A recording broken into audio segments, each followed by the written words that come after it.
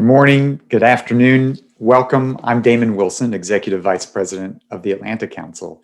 And I'm delighted to welcome all of you to this fourth session of the Investing in Africa's Future Conference, featuring a discussion on advancing women empowerment in Africa. For those of you who are just tuning in, the Investing in Africa's Future Conference is jointly hosted by the Atlantic Council's Africa Center and the U.S. International Development Finance Corporation. And the conference aims to support DFC's mission by reaching a wide audience of U.S. investors who are interested in the African markets. As the COVID-19 crisis has shown, greater cooperation between the United States and African development finance institutions is needed now more than ever to accelerate economic recovery. So I want to thank all of you for joining us, and our sincere thanks to an extraordinary group of panelists, keynote speakers, and a moderator. We've got a terrific lineup for this conversation. To highlight the importance of investing in women and the DFC's 2X Women's Initiative, our keynote speaker and panelists will explore ways for women to reach their full potential, participate in their local economies, and lead in their communities. Investing in women is a key pillar to building a more prosperous and sustainable world. And to this end, the 2X Women's Initiative has recently pledged $1 billion to promote female entrepreneurship across the council. And here at the Atlantic Council, we are committed to building a diverse, inclusive, and equitable workforce. We strive to empower and promote women in leadership roles across the organization, including our own Africa Center, where Bronwyn Bruton serves as the director, Aubrey Ruby and Ambassador Ramayad as senior fellows who helped organize today's events, and half of our own management team are women. The Atlantic Council also took an early policy stand in the pandemic to bring together leaders to explain how this pandemic disproportionately affects women. Our senior fellow for geoeconomics, Nicole Goldwyn, did research to bring together leaders from the World Bank, the State Department, to focus on this, to provide a forum to advance policies and business practices to mitigate the concerns about how this pandemic is impacting women in our communities. So with this session today, we're turning our attention to women's empowerment in Africa by exploring DFC's commitment to catalyze investment towards female changemakers. So we're really looking forward to a fireside chat with our keynote speaker, President Ellen Sirleaf. President Sirleaf is a Nobel laureate, a leading promoter of freedom, peace, justice, and women's empowerment and democracy, who of course formerly served as the president of Liberia, Africa's first democratically elected female head of state. Moderating the conversation today is Ms. Charity Wallace, Managing Director and Senior Advisor for Global Women's Issues at DFC. She is responsible for overseeing DFC's 2X Women's Initiative, where she is committed to empowering women by investing in projects owned or managed by women. And she also ensures that women consistently benefit from all the projects DFC considers by applying a gender lens to DFC work. She previously served as the founding vice president of the Global Women's Initiatives at the Bush Institute and served as a senior advisor and chief of staff to Mrs. Laura Bush. With that, before we get started, I just want to remind everybody who's watching that this is, of course, on the record, but want to encourage you to join the conversation on Twitter by following DFC Gov, Prosper Africa US, or AC Africa Center, and using the hashtag across social media platforms, Investing in Africa. So once again, thanks for what I know is going to be a captivating conversation on investing in African women. And with that, I'll turn it over to you, Charity. Thank you.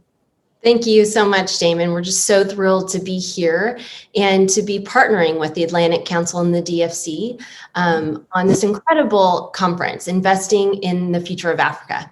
And today, as you said, we're going to be speaking about the power and impact of investing in women. So good afternoon and good morning to all of you. I'm really thrilled to be and honored to be moderating the session on women's economic empowerment. And I'm looking forward to our discussion on women's leadership and the importance and results of investing in women.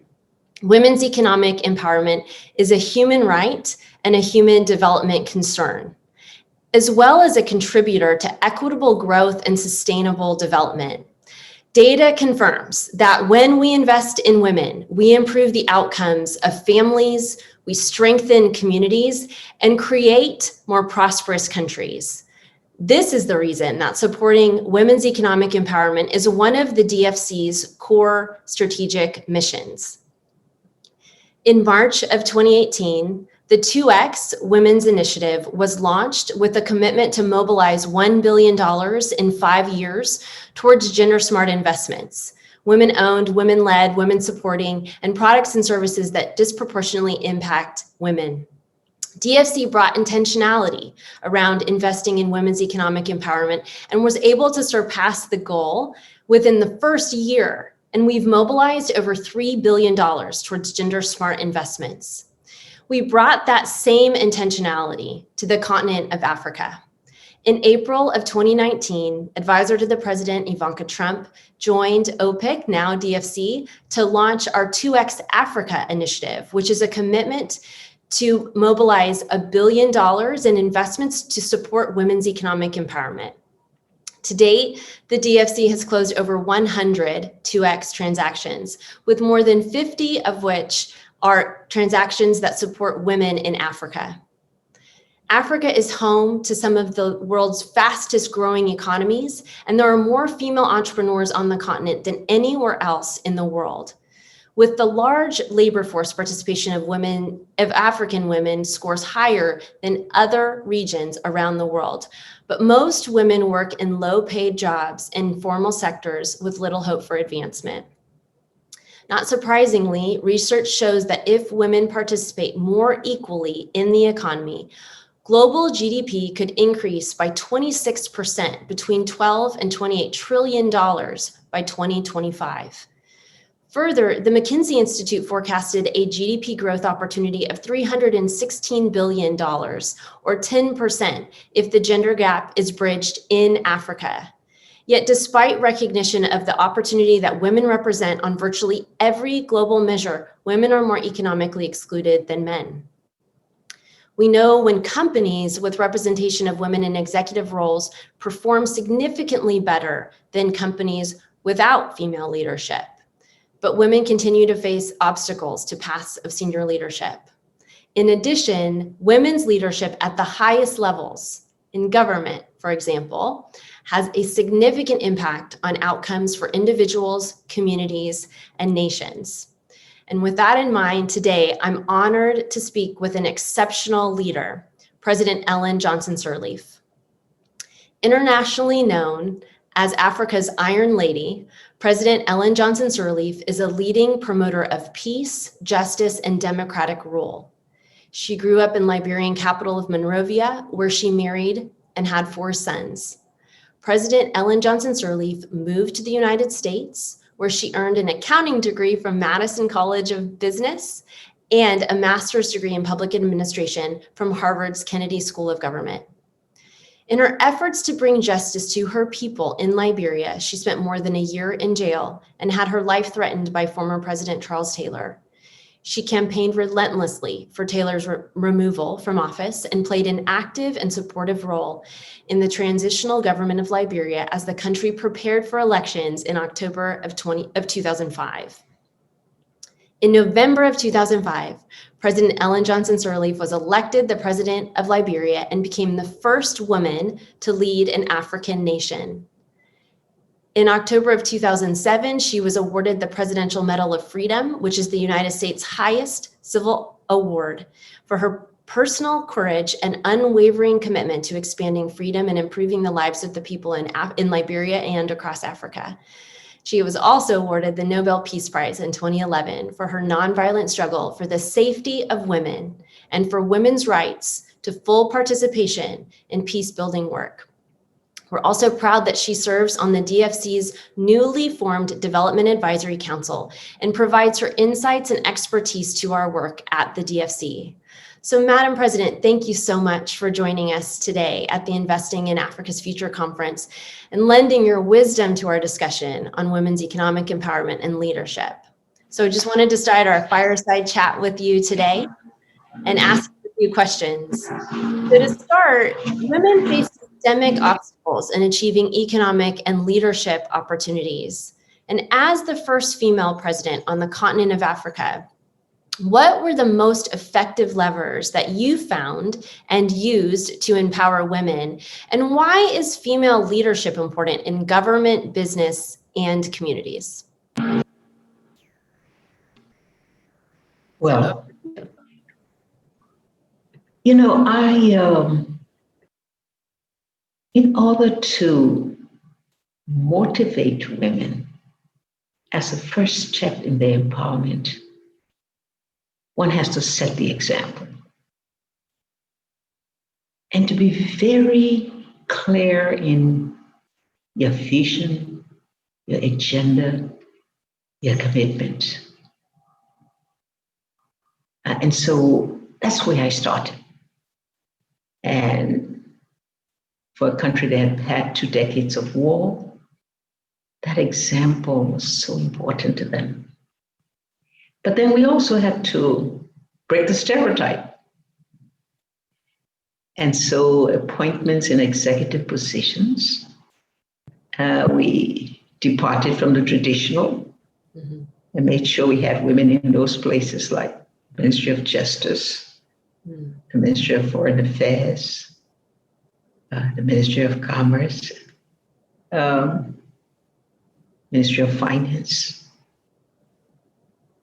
And that, I think, inspired a lot of women to say, and why we could not achieve a goal of, say, we wanted to have a 100% women cabinet, but that couldn't work. We didn't have those ready to fill those positions. And of course, we also, because girls have been disadvantaged, ensuring that admission to schools. So we made free primary schools as a means. And I'm glad to say that by the time my administration ended, we're close to parity with boys and girls. And also, I had to empower the most disadvantaged in our societies.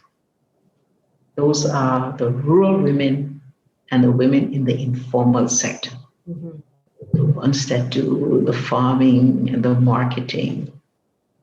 And for that, it meant giving them better working conditions, ensuring that we also, in terms of violence against women, making sure we had laws for the protection of women. And for those women who really serve predominantly in service areas in our public service, and those are teachers and health workers. The way to empower them, of course, was to give them better compensation, ensure that they have training possibilities, and also communicate with them at all those levels. So women felt that whatever you did, they were part of it. So consulting with them, receiving some of their comments, suggestions, advice in the implementation of program was very important. And so I made it a point to go out to rural areas and to meet with them and to make them feel. And so because of that, I'm always proud of the fact when I say I gave the women a voice. They could now sit in meetings and participate. And because I was president, I could enforce that.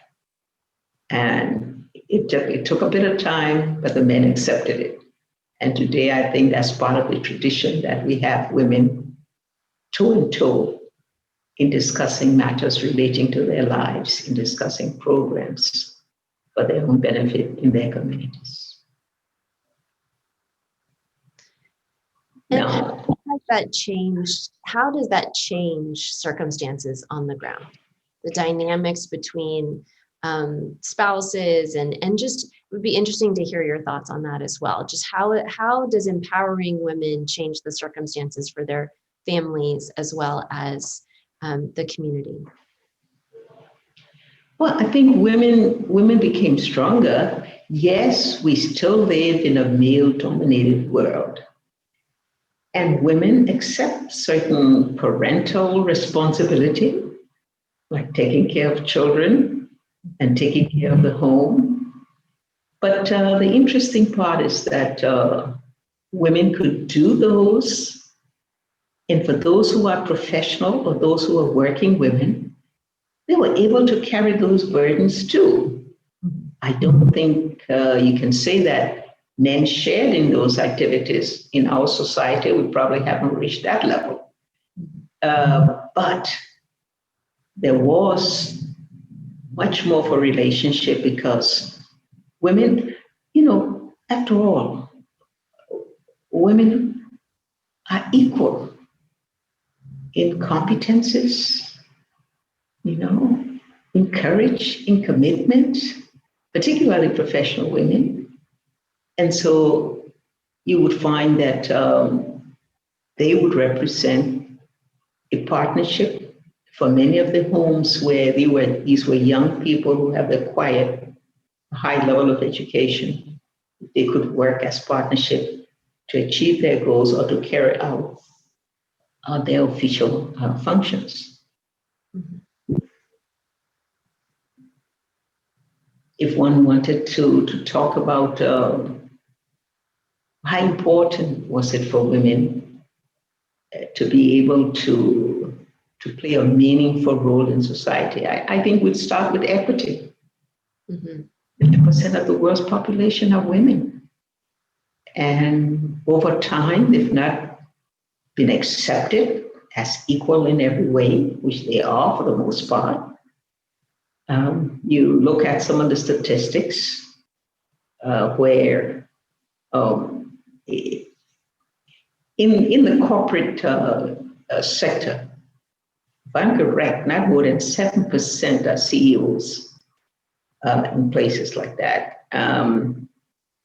Women leaders, I use my own continent, once in centuries, and still looking to fill the gap again.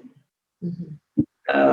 And even though women, I think it was mentioned, women have larger number of entrepreneurs in the world are African women, mm-hmm.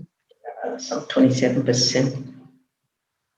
But yet, many of those women don't have access to the factors of production. For many of them, rural areas, informal sector, they don't have access to land. And certainly credit. And today in a technological world, one will have to make sure that the training is there to enable them to be able to be on par with men and to be able to carry out their work. And so when we talk about what's going to happen on the 2X program that has allocated $1 billion, to empower women, I think we'll see that they'll make a lot of difference in the lives of those women.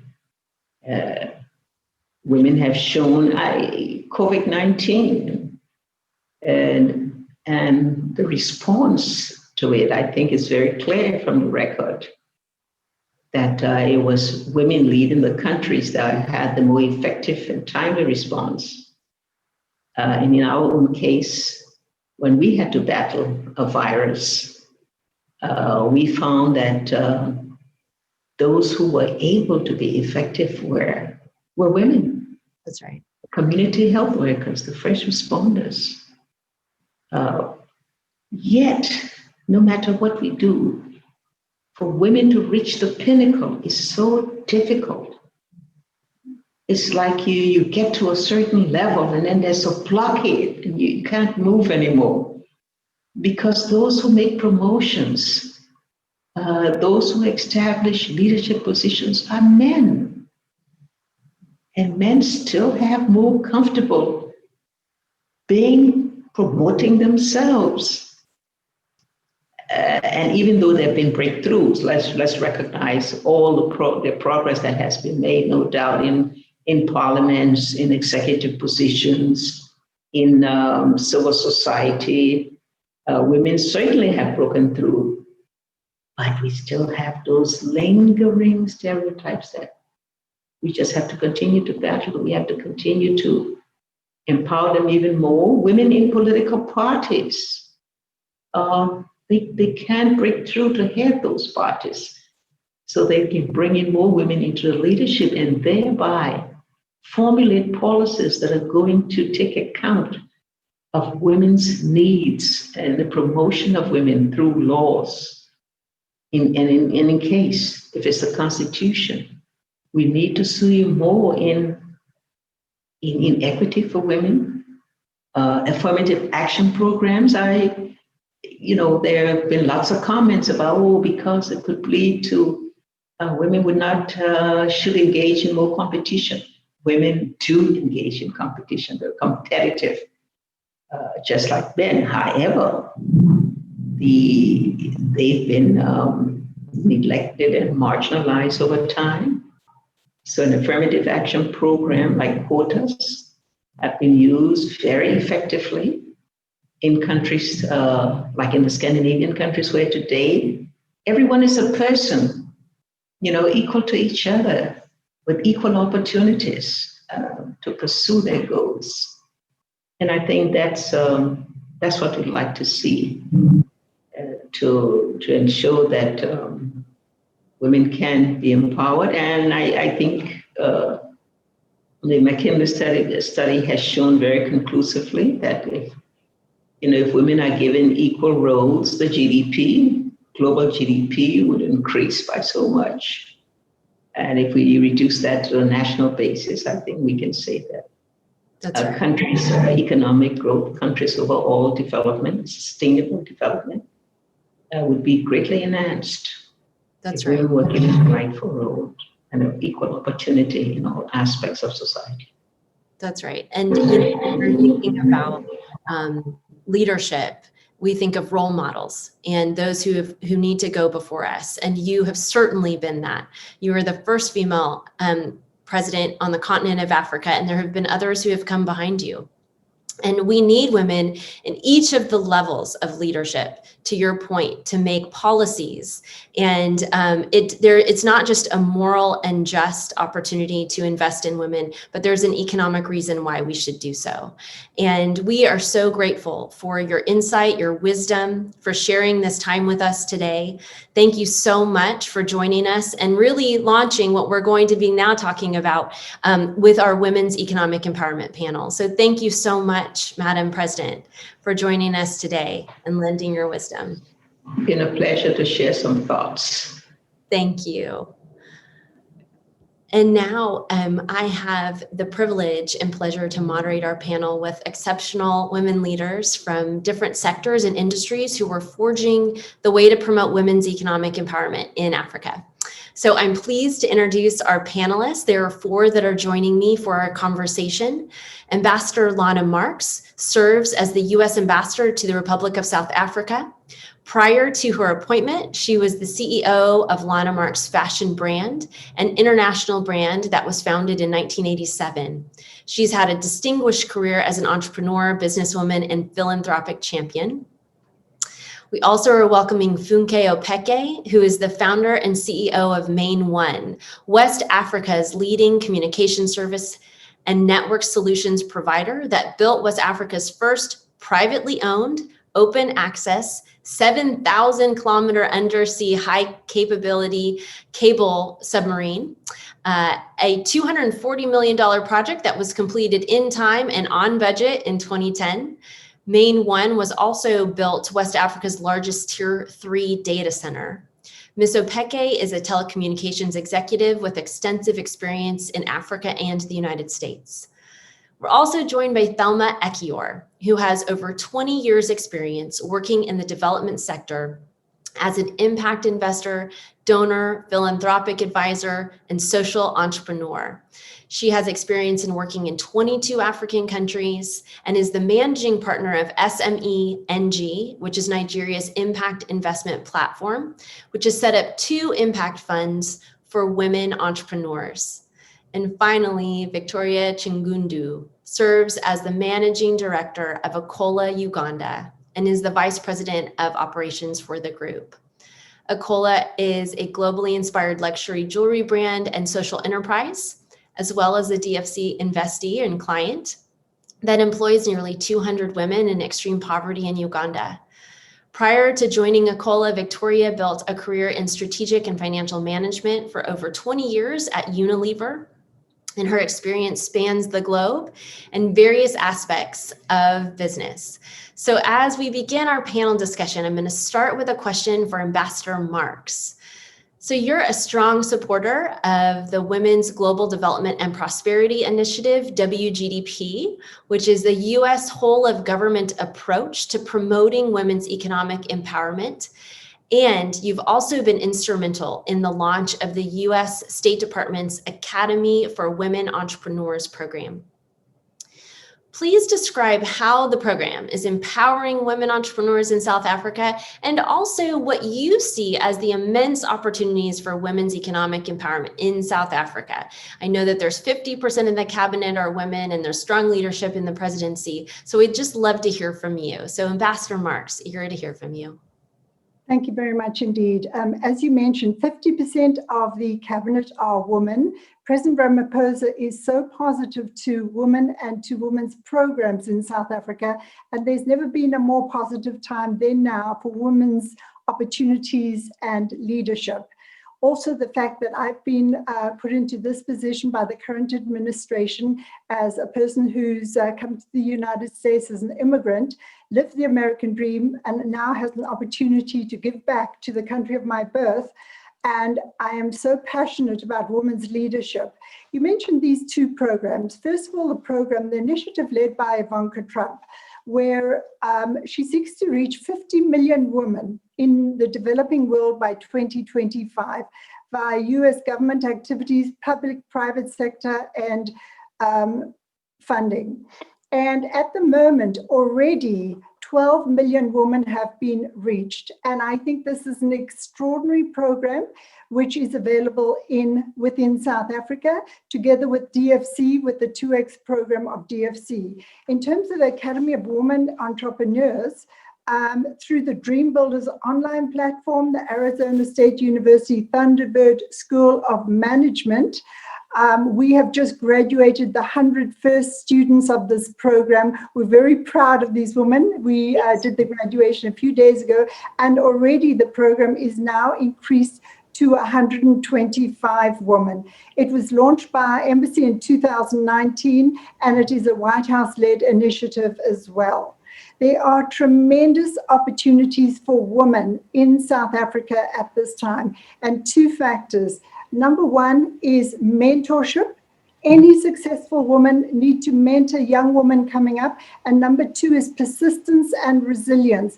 Women in South Africa and in Africa need to be persistent, need to be resilient. It's not easy coming up. It isn't. There are many, many obstacles. And particularly as a woman, as President Sirleaf explained, within the household, we have to do so much more as a woman, but there's tremendous opportunities now. And with DFC, with Adam Bowler's leadership with DFC and the tremendous funding, it's a great time. It is a great time, and we're so proud at the DFC to be supporting the WGDP initiative, as well as supporting women entrepreneurs and those on the continent of Africa. So we'll come back to you on some of the thoughts that you shared, but I am going to go on to Fuke Opeke. So Fuke, you have over 20 years of experience working in US telecommunications. You returned home to Nigeria to lead West Africa's leading communication service and network solutions provider. And we discussed this a little bit earlier. Why is digital access for women so crucial in women's empowerment? I just want you to talk a little bit about like the basic and most important challenges that women face as it relates to access to technology and the solutions that are available. So Fuke, we're eager to hear from you. Thank you, Charity. Specifically within context of West Africa and Nigeria, the issues of access to technology and access to the internet for women are so critical because they impact all of the outcomes we are talking about, be it economic outcomes, educational outcomes for their children, access to livelihood. And we look especially in this COVID era, where a lot of the women have been even further disadvantaged because they participate in the informal economy where they have not had this kind of access. Education has been disrupted, and so children are at home and without access to technology. They're not able to take advantage of what the more privileged in society globally are able to enjoy with online education. Mm-hmm. So access to the internet and broadband technologies is not just a luxury, but if we're going to truly empower women across the continent, we need to give them this access. Why do women not have this access? The issues are affordability of the services, affordability of devices, and also issues of digital literacy. Mm-hmm. So we need to get internet access into rural communities away from the high net worth urban districts where such services are available into the hinterlands. We need to ensure, we need to build out the infrastructure. So the absence of infrastructure, enabling infrastructure to deliver broadband services at affordable prices is really critical. We need to connect schools and communities so that children can gain access, women, the girl child can gain access to technology, and that women also can gain access in their communities and change economic outcomes. So the issues of digital infrastructure and affordable models for deploying that infrastructure to expand access, I think, are the most critical ones in changing the outcomes for women in this area. It's true. And you know, it's something that we have been speaking about since the beginning of the year is really how do we close the gender digital divide? And why is that so critical? So you've laid out why that's so critical. Little did we know that COVID would take place and it would be even more critical for women and children to have access to digital solutions and technology. And at the DFC, we're really looking from a 2X perspective, but a DFC wide, how can we invest in ICT around the world, and particularly in Africa, to connect women and children especially to those digital solutions. So thank you so much. We're eager to speak with you further about that COVID response and sort of what you all are doing in Main 1. Now I'm going to go over to Thelma Ekior, who's the managing partner of SME NG. Thelma, you're a leader and entrepreneur. Describe why it's so critical for women to invest in women, particularly women in the so-called bottom of the pyramid in Africa. And then how is SME NG supporting women entrepreneurs? Thank you so much, Charity, and the Atlantic Council and DFC for inviting me to be part of this important conversation with this distinguished panel. I think the conversation around why it is important to invest in women has to start with a foundational acknowledgement that any investment in women, small or large, will be addressing systemic inequalities that have existed and exist in the finance and investment landscape. The African Development Bank, pre-COVID, reported that there is a $42 billion dollar gap against women across financing gap against women across all sectors. And so investing in women is a Herculean task because it's bridging a gap that has existed. And investing in women in Africa is not an academic exercise. There is a developmental phrase that says poverty in Africa has a woman's face. The feminization of poverty. And so investing in women helps to change what that face looks like. Right. And over time, if that face is smiling or if that face is always in a bad mood. And I think it's a very good indicator for how Africa recovers from COVID. And your question around bottom of the pyramid is critical. I was happy to hear Madam President talk about women in the informal sector, women in micro and quasi-micro sectors. That is where women in Africa predominantly do business. That's right.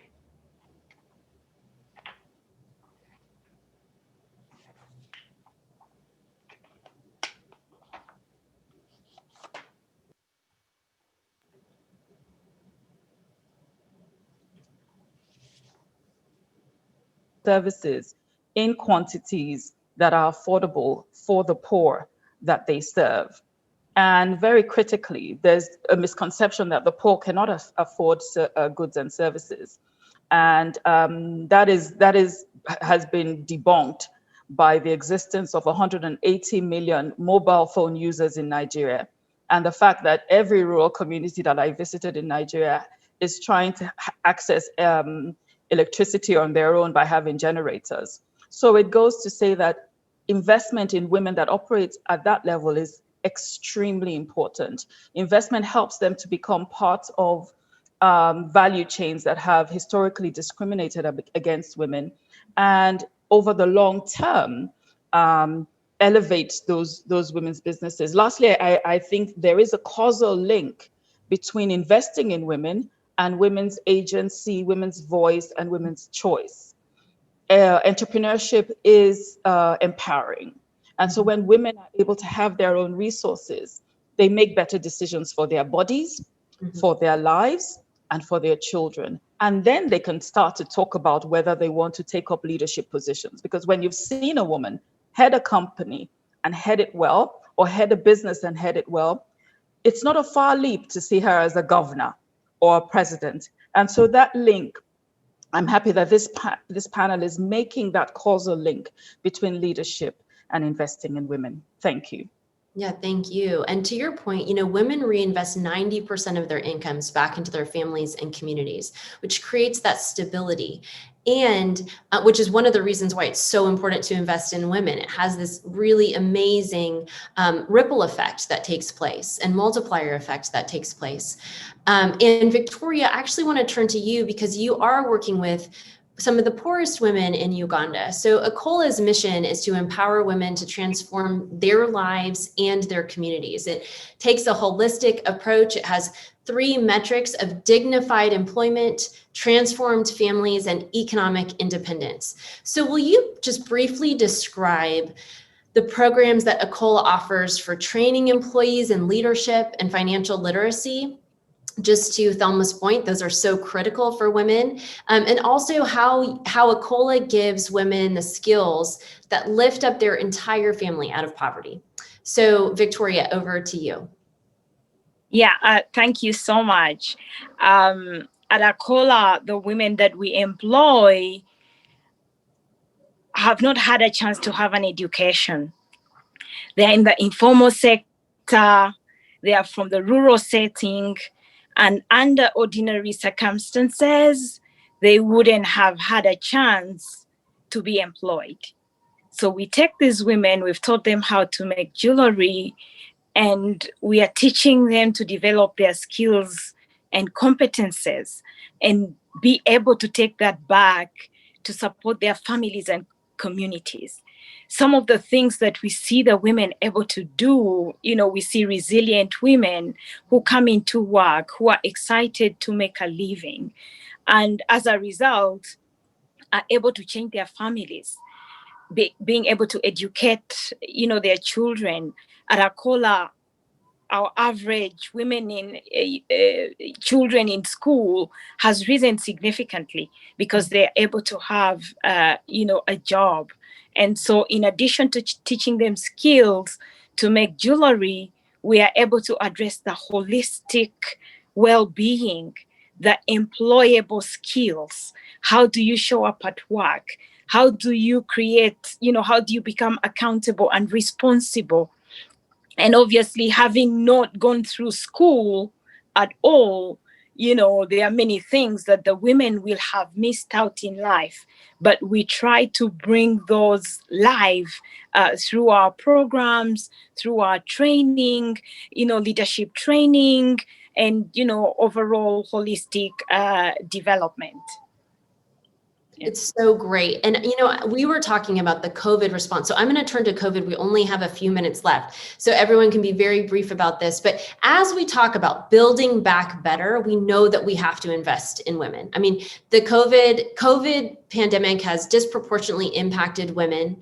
It's exacerbated the issues that we've talked about: access to capital, health, gender-based violence, digital divide, nutrition, all of those things. And so, DFC has actually been very committed committed and very forward-leaning on the ways in which we have dealt with COVID-19, particularly as it relates to 2X. We've closed a number of different transactions. We have 30 in our pipeline, but I just want each of you to briefly discuss how you're working with women to support women during this pandemic and your thoughts on the needs for women to build back better. So just very briefly, I'm going to start with you, Victoria, and then we're going to go backwards.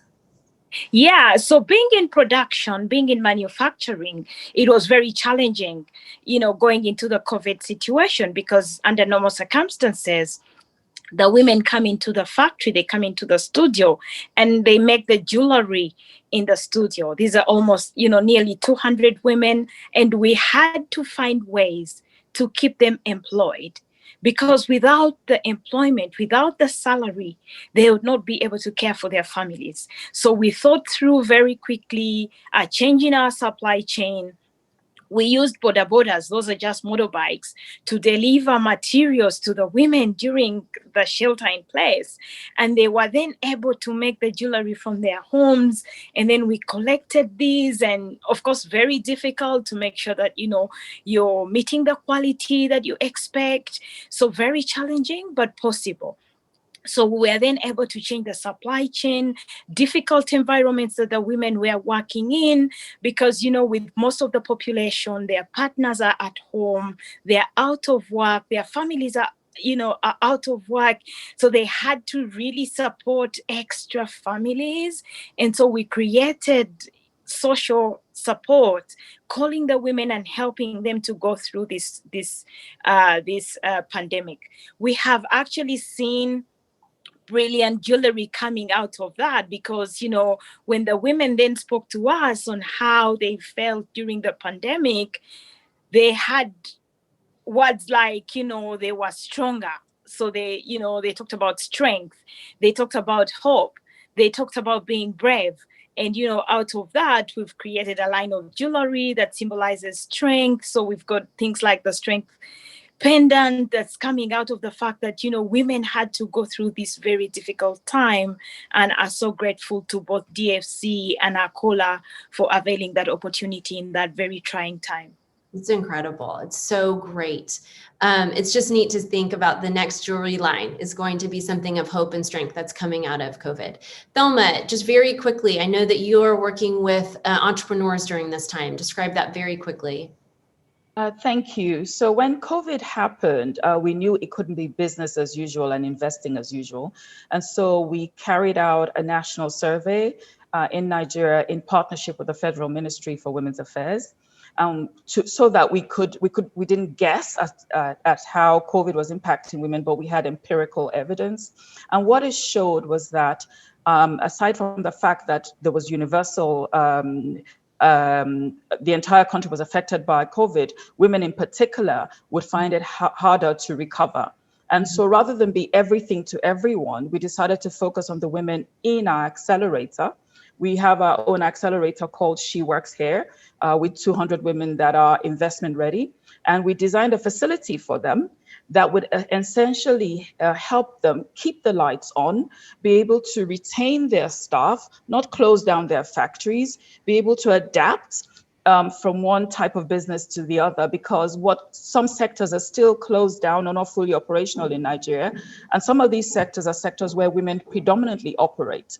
And so we knew that women would need that bridge support to get through, because it takes, like I said, it takes women 5 times longer to start businesses than it does men. And then what happened is COVID has almost eroded almost 10 years of progress that has been made in terms of supporting women entrepreneurs. So how do we put in triage to stop the bleeding that COVID has brought on was our focus. And so the swab facility to support these women is what we're doing. We believe that over time, this will bolster the sector, and then we will be able to go back to our normal investment approaches. Thank you. It's so great, because people can invest in that swab facility to empower those women and to uplift those women during this time, which is really terrific. Funke, I'd love to turn it to you. How was your COVID response? Yeah, interestingly, just before the pandemic and we went into lockdown, I had the privilege of chairing the National Broadband Plan Committee that put forward a 5-year plan. for Nigeria, and we had just launched it with the president, and the following week we went into lockdown.